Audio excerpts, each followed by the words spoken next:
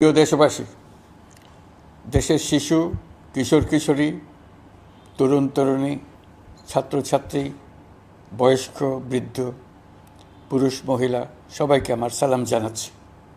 আসসালামু আলাইকুম। বক্তব্যের শুরুতে আমি গভীর শ্রদ্ধা জানাচ্ছি জুলাই আগস্ট মাসে ফ্যাসিবাদের বিরুদ্ধে ছাত্র শ্রমিক জনতার অভ্যুত্থানে নিহত সকল শহীদের প্রতি। আমি আরও স্মরণ করছি তাদের যারা ফ্যাসিবাদী শক্তির প্রাণঘাতী অস্ত্রের সামনে হিমালয়ের মতো দাঁড়িয়ে অন্যায়ের প্রতিবাদ করে মৃত্যুকে আলিঙ্গন করেছে, আহত হয়েছে, পঙ্গুত্ব বরণ করেছে, হারিয়েছে তাদের চোখের দৃষ্টি। সেই সব বীরদের স্মরণ করছি যারা মিথ্যাচার, লুটপাট, স্বৈরতন্ত্রের বিরুদ্ধে এক দফা দাবি নিয়ে দাঁড়িয়েছিল। কৃতজ্ঞতা চিত্তে স্মরণ